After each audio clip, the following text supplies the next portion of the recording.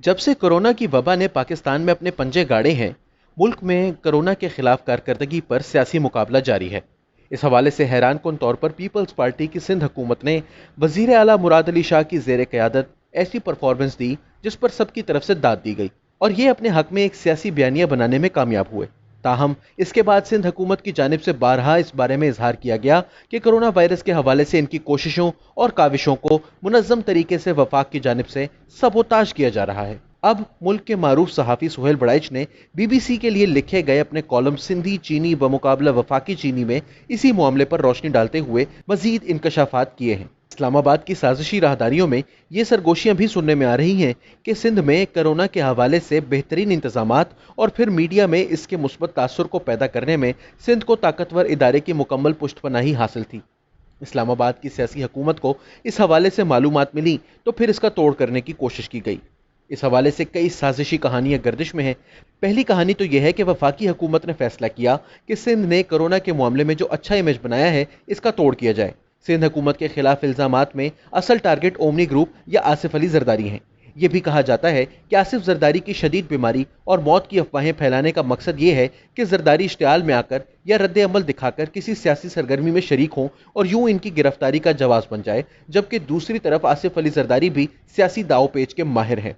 वो ना तो इश्तियाल में आ रहे हैं और ना ही रद्द अमल दिखाने को तैयार हैं। इन्हें इल्म है कि अभी 2-3 माह सियासत में किसी तब्दीली का इम्कान नहीं, इसलिए पस मंजर में रहना ही फायदामंद है। सुहेल बड़ाइच लिखते हैं कि चीनी स्कैंडल पर सिंध हुकूमत और वफाक में महाजराई को इसी पस मंजर में देखने की ज़रूरत है। वो कहते हैं कि PTI की वफाकी हुकूमत और सिंध की इंसाफी क़यादत को इल्म है कि सूबा सिंध में सियासी तब्दीली लाना बहुत मुश्किल है। तब्दीली तभी मुमकिन है कि मुक़्तदिर कुव्वत आइन और कानून की हदूद पार करके जाम सादिक या अरबाब गुलाम रहीम वाला माहौल वापस लाएं।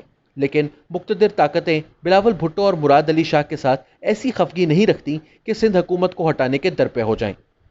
वफाकी हुकूमत ने सिंध में तब्दीली के इम्कानात मादूम देखकर सिंध हुकूमत और पीपल्स पार्टी के जुस्त के नर्म हिस्से यानी सॉफ्ट बेली आसिफ अली जरदारी और इनके शुगर बिजनेस को टारगेट बनाया। बकौल वफाकी हुकूमत के तर्जुमानों के आसिफ जरदारी सिंध में 18 शुगर मिल्स के मालिक हैं और इसी तरह पंजाब में शरीफ खानदान की भी कई शुगर मिल्स हैं।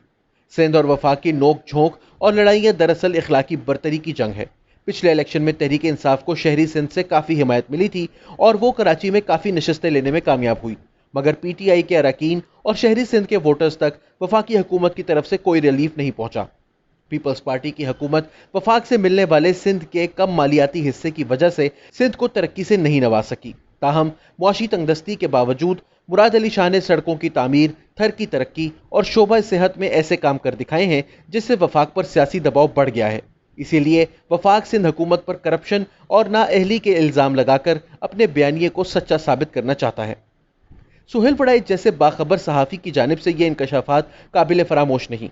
इनका तज्जिया भी दुरुस्त नजर आता है कि वफाकी हुकूमत ने कोरोना वायरस पर सिंध हुकूमत को मिलती पजीराई देखने के बाद ही इस पर ताबड़तोड़ हमले शुरू किए थे और न सिर्फ चीनी स्कैंडल को सिंध हुकूमत के खिलाफ उछाला गया, बल्कि आसिफ जरदारी की मौत की खबरें भी तवातर से फैलाई गईं। लेकिन सीनियर सहाफ़ी के दोनों इंकशाफात खासे चशमकुशा हैं कि सिंध हुकूमत को ताकतवर इदारे की पुष्टपनाही हासिल थी और ये भी कि ताकतवर इदारा बिलावल भुट्टो और मुराद अली शाह से ऐसी खफगी नहीं रखता कि वफाकी हुकूमत को सिंध में तमाम कवानीन बालाए ताक रखते हुए गवर्नर राज लगाने की इजाज़त देते। आने वाले चंद माह खासे दिलचस्प होने जा रहे हैं। खासकर नैब के शहबाज शरीफ को गिरफ्तार करने में मुसलसल नाकामी का सामना करने ने यह बात साबित कर दी है कि ताकतवर इदारों की जहां अपोजिशन के साथ खफगी कम हुई है, वहीं हुकूमत के साथ भी इसकी अब पहले जैसी गाड़ी नहीं छनती।